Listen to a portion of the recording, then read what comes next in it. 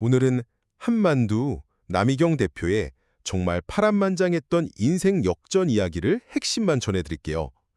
파산과 절망의 늪에서 만두 하나로 다시 일어선 한 여성 사업가 이야기인데요.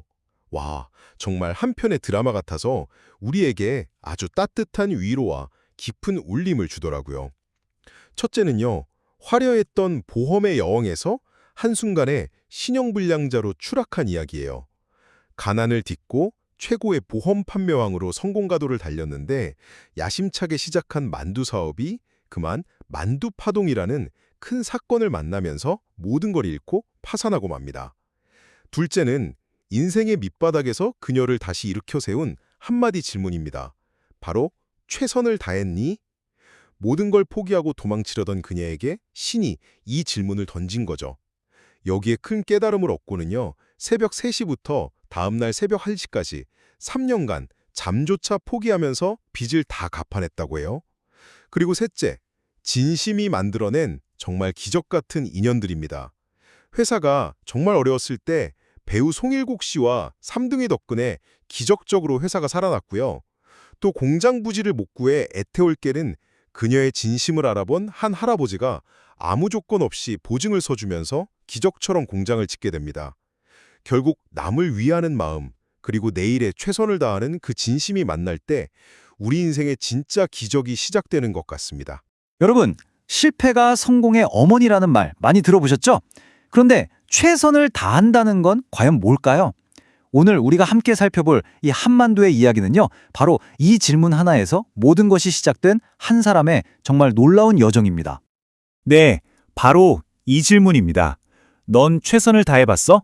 인생의 가장 깊고 어두운 터널 속에서 한만두의 남미경 대표가 마주해야 했던 이 한마디가 그녀의 인생을, 아니 모든 걸 완전히 바꿔놓습니다. 자, 그럼 그 질문이 얼마나 무거운지 제대로 알려려면 먼저 이분이 어떻게 성공의 꼭대기에서 가장 밑바닥까지 떨어졌는지 그 이야기부터 시작해야 합니다. 모든 것이 한순간에 무너져 내렸던 그때로 한번 가보시죠. 와, 인생이 정말 롤러코스터 같죠? 1970년대에는 집이 너무 가난해서 학교도 제대로 못 갔는데 1990년대에는 월 수천만 원씩 버는 보험 여왕으로 떡하니 성공합니다. 근데 그 성공이 정말 한순간이었어요. 1999년에 터진 식품 파동 때문에 그 모든 게 그냥 하룻밤 만에 사라져버렸습니다. 네, 숫자 0입니다. 이게 뭐냐면요, 그 식품 파동이 터지고 나서 석 달 동안 팔린 만두 개수예요. 단 한 개도 못 판 거죠. 결국 그녀에게 남은 건 파산, 그리고 신용불량자라는 딱지뿐이었습니다. 이건 뭐 완벽하고도 처절한 실패였죠. 근데 있잖아요, 진짜 이야기는 여기서부터 시작됩니다. 모든 걸 잃어버린 바로 그 절망의 끝에서 정말 인생을 통째로 바꿀 질문 하나를 만나게 되거든요. 당시 그녀의 마음속은 뭐랄까 완전히 두 개로 찢어져 있었어요. 밤만 되면 에라 모르겠다, 다 버리고 미국으로 도망가자, 이런 아메리칸 드림을 꾸다가도 신기하게 낮만 되면 정신 차리고 돈 한 푼 없는데 새 공장 짓겠다며 사업계획서를 쓰고 있었던 거죠. 정말 아이러니하죠. 이런 혼란 속에서 정말 도망치고 싶었을 거예요. 그래서 무작정 멕시코로 선교여행을 떠납니다. 그냥 이 현실에서 벗어나고 싶었던 거죠. 근데 설마 도망치려고 간 그곳에서 인생의 답을 찾게 될 줄은 정말 꿈에도 몰랐을 겁니다. 그렇게 간절히 기도하던 어느 순간 마음속 깊은 곳에서 어떤 목소리가 들려왔다고 해요. 최선을 다했니? 와, 이 질문 하나가 그녀가 그동안 단단하게 믿어왔던 모든 걸 그냥 와르르 무너뜨려 버린 거죠. 자, 그럼 최선이라는 게 대체 뭘까요? 여러분은 뭐라고 생각하세요? 그녀가 찾은 답은요, 어떤 거창한 개념이 아니었어요. 그냥 온몸으로 부딪혀서 얻어낸 처절할 정도의 깨달음이었습니다. 하루는 너무 답답해서 불만이 가득한 직원 하나를 붙잡고 물었대요. 대체 최선을 다한다는 게 뭔데? 그랬더니 돌아온 대답이 정말 충격적이었어요. 최선요? 자기 코를 쳐서 코피가 터지도록 하는 게 최선이죠. 이 한마디에 그냥 머리를 한 대 맞은 것 같았다고 합니다. 아, 내가 생각한 열심히는 진짜 열심히가 아니었구나 하고요. 그날 이후로 그녀의 삶은 180도 달라집니다. 남자 직원들 다 내보내고 공장에서 제일 힘들고 어려운 일을 전부 자기 몫으로 가져왔어요.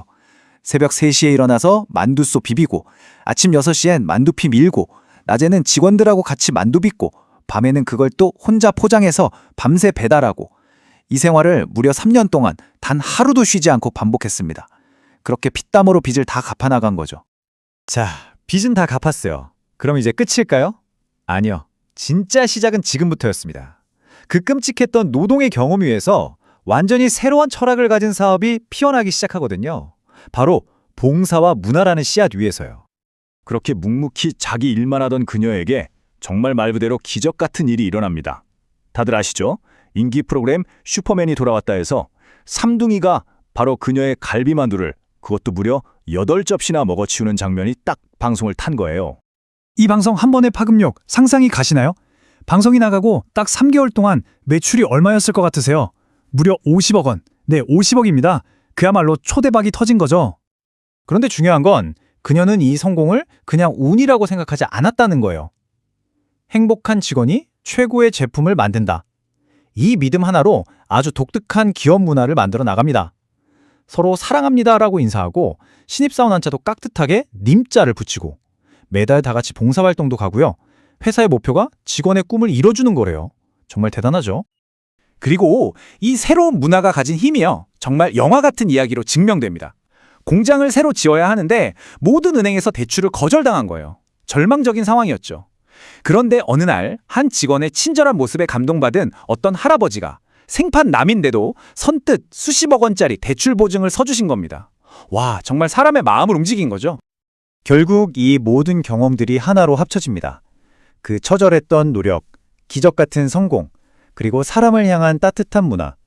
이 모든 게 녹아들어서 그녀의 성공을 끝까지 지탱해주는 마지막 핵심 철학, 바로 그 마지막 재료가 완성되는 거죠. 그녀는 이걸 영성과 지성의 만남이라고 표현합니다. 좀 어렵게 들릴 수도 있는데 쉽게 말하면 이런 거예요. 영성은 다른 사람을 돕고 세상에 좋은 일을 하고 싶어하는 따뜻한 마음, 그리고 지성은 내 일을 누구보다 완벽하고 탁월하게 해내는 차가운 머리. 이 따뜻한 가슴과 차가운 머리, 이 두 가지가 딱 만나는 그 지점에서만 진짜 기적, 그러니까 지속 가능한 성공이 일어난다고 믿는 겁니다.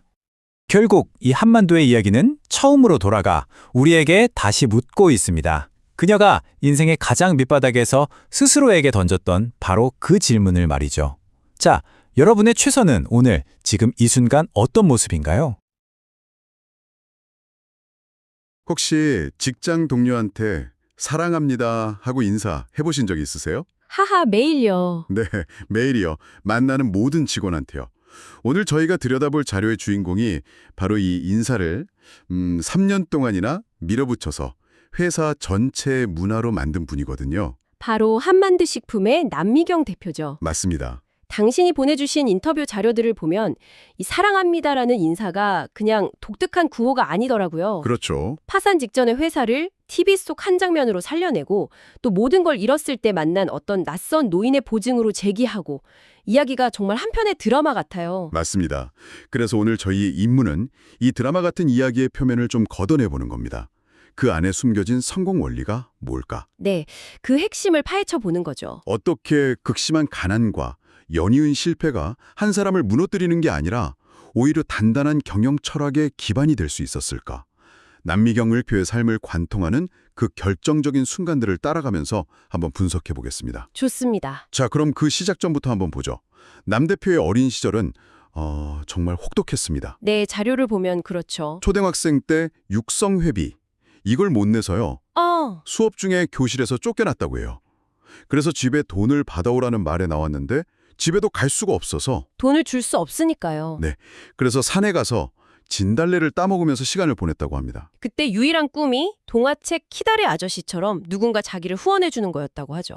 아, 키다리 아저씨. 네, 이 경험이 그냥 가난의 기억, 이걸 넘어서요. 훗날 경영 방식의 아주 중요한 단초가 되는 것 같아요. 그러니까 도움을 받는 사람의 그 간절함을 몸으로 배운 거죠. 그렇죠. 아버지가 사고로 쓰러지시고 고3 때부터 소녀가장이 돼서 닥치는 대로 일을 해야 했던 경험이 이런 생각을 더 굳혔을 거고요. 그러다가 정말 우연한 계기에 인생의 첫 번째 전환점이 찾아옵니다. 네, 바로 만화 성경이죠. 네, 고깃집에서 이걸 읽게 된 건데요. 솔로몬이 하나님한테 부가 아니라 지혜를 구하니까 하나님이 지혜는 물론이고 부까지 다 줬다는 그 이야기에 엄청난 충격을 받았다고 해요. 아, 순서가 잘못됐구나. 이걸 깨달은 거군요. 맞아요. 물질이 아니라 지혜를 먼저 구해야 둘 다 얻는구나 하고요. 여기서 흥미로운 점이 이걸 그냥 종교적인 깨달음으로만 볼 수는 없다는 거예요. 아, 그런가요? 이건 그녀의 첫 번째 전략적 사고였던 셈입니다. 눈앞의 이익, 즉 돈이 아니라 더 근본적인 자산인 지혜에 투자하면 장기적으로 훨씬 큰 보상을 얻는다는 원리. 이걸 깨달은 거죠. 와, 그렇게 볼 수도 있겠네요. 그때부터 10년 동안 매일 교회에 가서 지혜를 주세요라고 기도했다고 합니다. 그 기도가 정말 통했던 걸까요? 이후에 보험업계에 뛰어들어서 그야말로 보험의 여왕이 되잖아요. 그렇죠. 30년 전에 월 수입이 수천만 원에 달했고 뭐 전 세계로 골프 치러 다닐 정도였다고 하니까 엄청난 성공이죠. 네. 하지만 자료를 보면 이 성공이 오히려 독이 됐다고 고백을 해요. 성공에 취해서 주일에도 골프 약속을 잡고 아, 자신을 바로 세워주던 신앙과 멀어졌다는 거죠. 이게 많은 성공한 사람들이 겪는 딜레마 같아요. 목표를 딱 달성하는 순간 방향을 잃어버리는. 바로 그 지점에서 두 번째 운명적인 만남이 찾아오죠. 바로 만두였습니다. 네, 유럽 여행 중에 한 여행사 직원이 해준 만두 회사 이야기에 그냥 온몸에 전기가 오는 듯한 느낌을 받았다고. 이거다 싶었던 거군요. 그 직감이 정말 강렬했던 것 같아요. 귀국하자마자 그 만두 공장을 찾아가서 3일 내내 총판권을 달라고 매달렸다고 하니까요. 3일 내내요. 네, 처음엔 여자라는 이유로 거절당했는데 자신의 살아온 이야기를 막 간증하듯이 털어놓으면서 끈질기게 설득해서 계약을 따냅니다. 그리고 잘 나가던 보험일을 바로 그만두죠. 와, 대단한 결단력이네요. 그리고 그 직감은 정확했습니다. 네. 당시에 대형마트가 막 생겨나던 시기랑 맞물려서 만두 사업이 1년 만에 월 2천만 원 수익을 낼 정도로 급성장했죠. 하지만 이 행복이 길지 않았습니다. 네, 바로 그 사건이 터지죠. 1999년 사회 전체를 뒤흔든 만두 파동입니다. 아, 한 만두 업체에서 대장균이 검출됐다는 뉴스 하나에 모든 거래처가 등을 돌린 거예요. 3개월 동안 만두가 단 한 봉지도 안 팔렸다고. 네. 결국 파산하고 신용불량자가 되죠. 한순간에 모든 걸 잃은 겁니다. 바로 여기서부터가 이 이야기의 핵심인 것 같아요. 보통 이런 상황이면 그냥 좌절하고 끝났을 텐데 남 대표의 이야기는 완전히 다른 방향으로 가거든요. 맞습니다.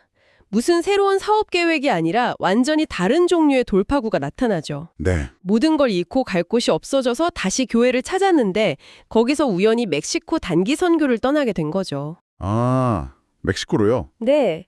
그리고 거기서 인생을 바꾸는 경험을 합니다. 기도 중에 땅바닥에 넘어졌는데 과거의 삶이 영상처럼 스쳐 지나가면서 통곡을 했다고 해요. 와, 이걸 뭐 개인의 신념과 상관없이 심리학적으로 본다면 일종의 자아 성찰 혹은 리셋의 과정으로 볼 수 있을 것 같아요. 외부의 성공이 아니라 내면의 가치를 다시 세우는 계기가 된 거죠. 한국으로 돌아와서 망한 공장을 다시 일으켜보려고 했지만 상황은 뭐. 절망적이었죠. 직원들 월급이 6개월이나 밀렸으니까요. 그래서 결국 사업을 접고 선교사로 떠나기로 마음을 먹습니다. 그런데 떠나기 직전 기도 중에 이런 마음이 들었다고 하죠.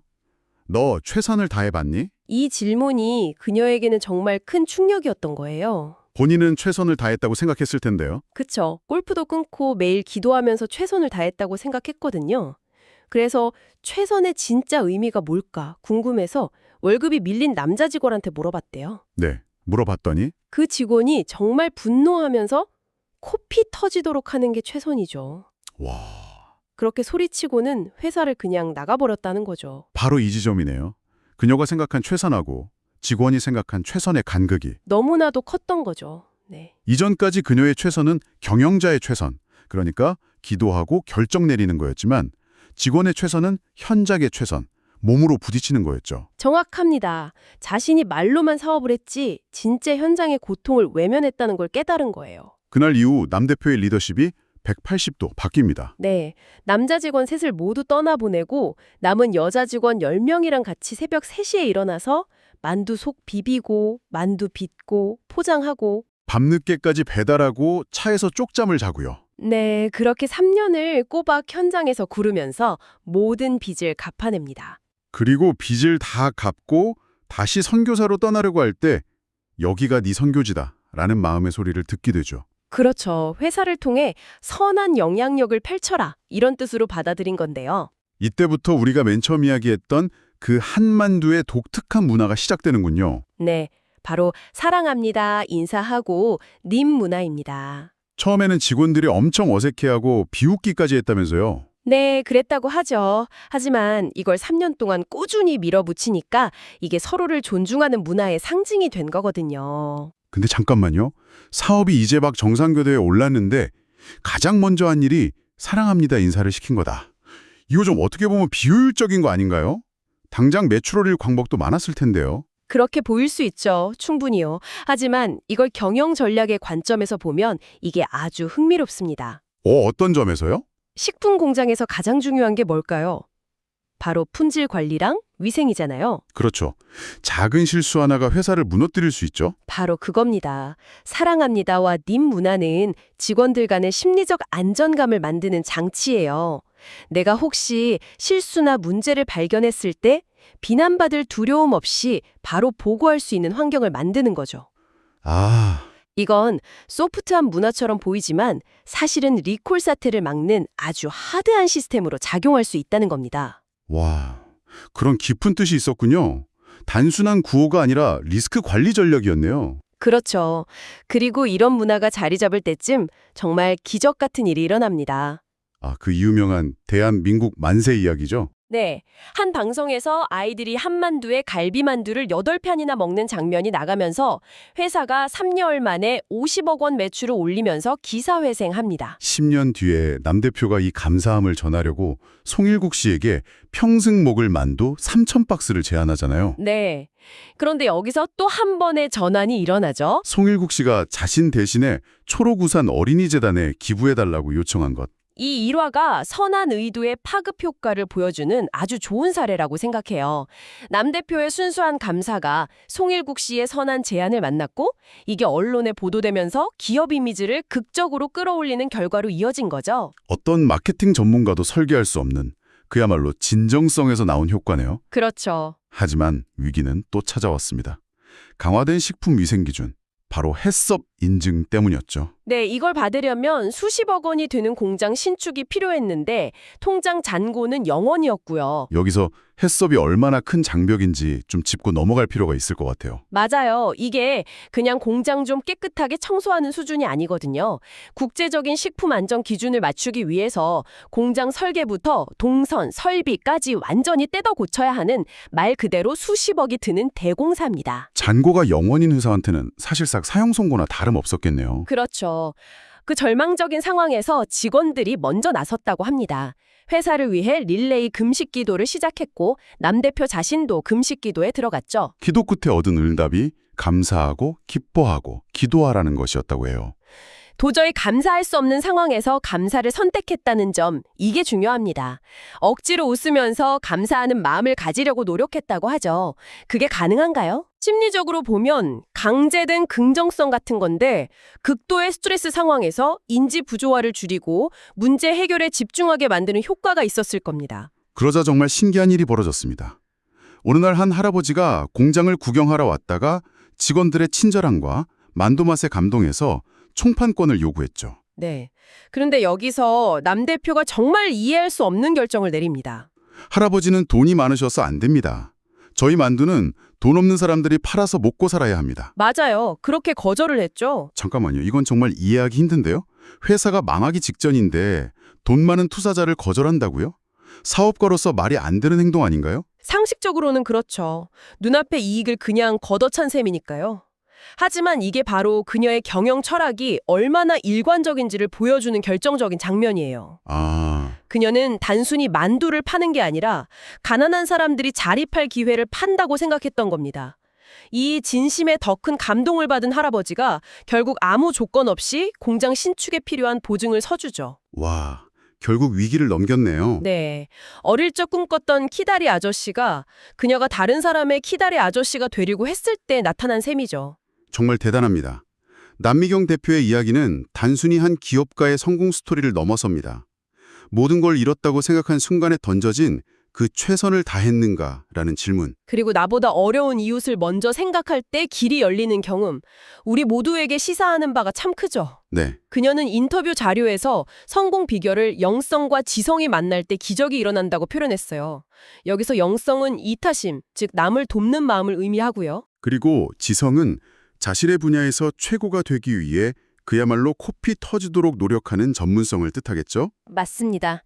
보험 여왕 시절에는 지성은 있었지만 영성이 부족했고 만두파동 직후에는 영성을 찾았지만 현장에서의 지성이 부족했던 거죠. 이 두 가지가 균형을 이룰 때 비로소 잠재력이 폭발한 거군요.